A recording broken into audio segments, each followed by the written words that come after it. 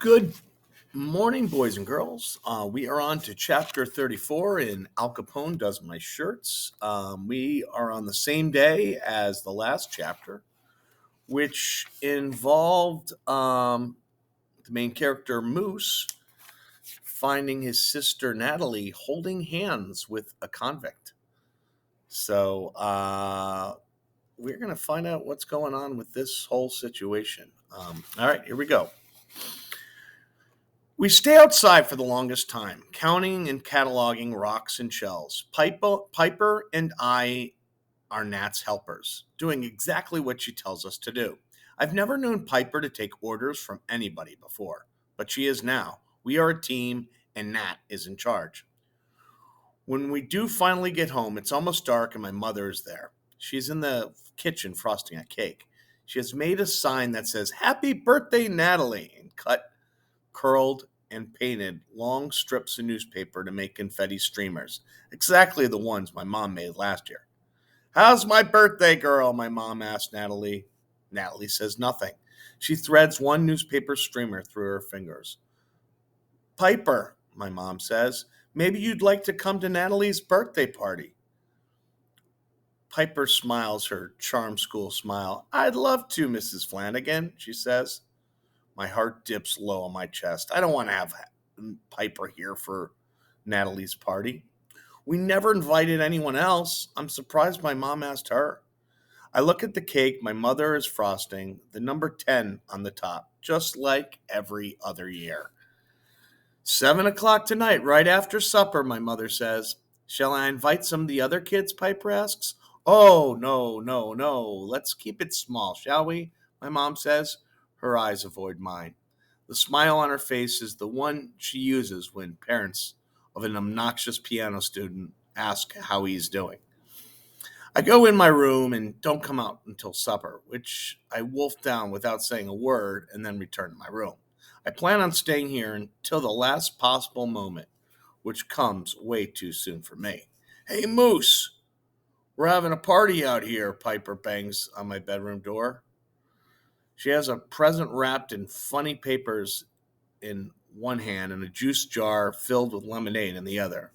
"Moose," my dad comes in to where I'm sitting on my bed. "Did someone give you grumpy pills today?" He puts my head in an arm lock and gives me my scalp a good knock. "Quit it, Dad," I say, but I can feel a smile creep on my face. "Grumpy with a capital G," my father says. He winks at Piper, then whispers to me, "What's the matter? Isn't one girlfriend good enough?" "I'm here as Natalie's friend. This has nothing to do with Moose," Piper announces as she pushes the sleeves of her sweater up past her elbows. "Yes, well, I can see why," my father says. "Go get yourself a hat and act like you're at a party, Moose. You're getting a bad reputation with the girls." Natalie looked up from the handful of streamers in her lap. "Teresa," she says. My father laughs. "Yes, you're right, honey. That's your brother's other girlfriend, isn't it?" I go to the kitchen to get a hat. Natalie is running her hand over and over the orange streamers attached to the pitcher. Piper is right behind me. She looks at the cake with the big 10 on the back and then the back of Natalie through the doorway. I feel my face get hot. I suddenly am mad, so angry at my mother. I could barely speak. "Teresa, Teresa, Teresa," I hear Natalie say. Why is she saying that?" I ask my mom. "Don't ask me. Shame on you, Moose. Go ask your sister," my mother says. Natalie looks up, not quite as anybody, but just the same. "Teresa here?" Natalie says. "Teresa?" My mother's face lights up. "Did you hear that, Moose? Did you? Now, you move these overgrown feet of yours and invite Teresa over." I knock on the Madaman's door. Teresa answers, already in her pajamas. "Of course, Natalie wants me, silly. We're friends," she informs me when I tell what Natalie said. "Jimmy!" Teresa hollers. She ducks into Jimmy's room and drags him out. Jimmy looks dazed, like he's been living underwater. Mommy, she calls to Mrs. Madam. Jimmy and I Jimmy and me are going to Flanagan's. Back in our kitchen, we start singing, but before we can get through birthday, Teresa puts her hand up like a policeman and yells, "Wait, we forgot Annie." We all look at her. My mother's cheek twitches a little bit, like she's not pleased about this. She's opened her mouth to object, but it's too late. Teresa's already out the door. When Annie arrives, she smiles at us. We all begin singing again. This time, we get all the way through. Hey, Natalie, did you know your birthday is 4 months and 10 days after Al Capone's? Annie says as my mom cuts the cake. January 17, Natalie says. 17. That's the birthday, all right. I made a card for him, too, Teresa says. I cut out little circles to look like bullet holes and everything. How did you get that scar anyway? I asked. My father winks at me. Girl trouble, he says. My mother starts to open Natalie's presents. I'm not sure why my brother's wrapping them. Natalie doesn't understand why presents should be wrapped. If you give her a wrapped gift, she takes it and puts it on her shelf that way. Mrs. Flanagan, what are you doing? Teresa asks. My mother gets a little red. She flashes her pinched smile.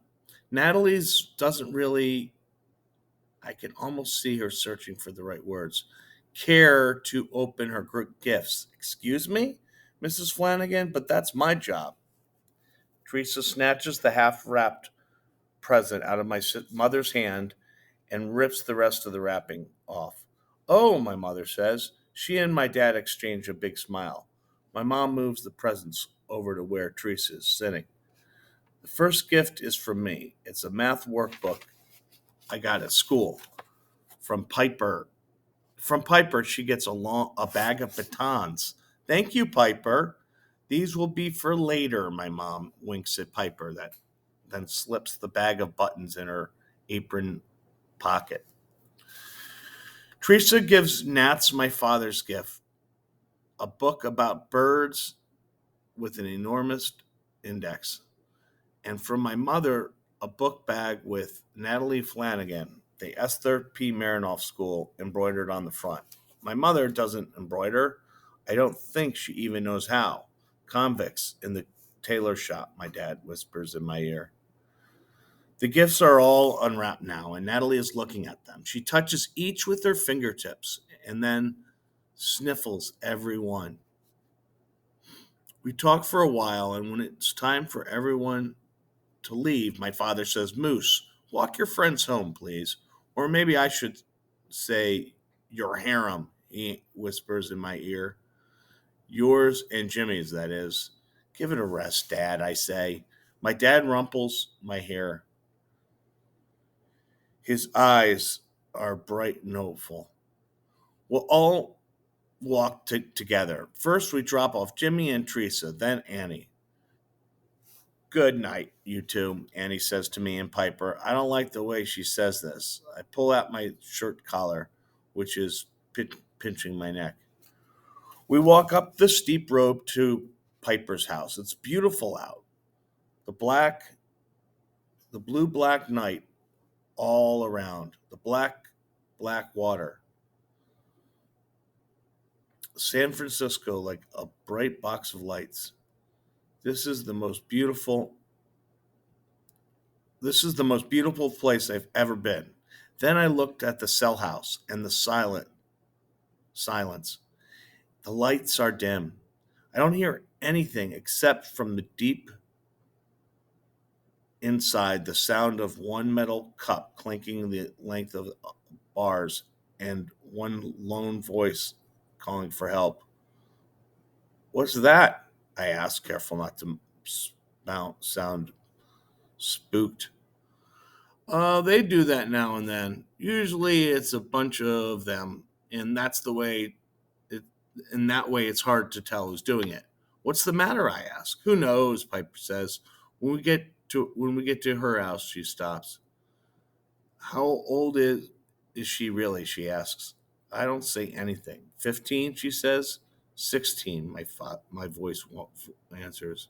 My whole body flames hot and sweaty, then cold. Piper nods. Then what we figured, she says. I walk back from down the hill, the word buzzing inside my head like a fly in a small room. All right. All right. So that's where we're going to leave off. The next chapter is called The Truth. And that's going to be the same day. So that's after the birthday party, apparently. And we'll see how the birthday goes. All right. Have a great day, boys and girls.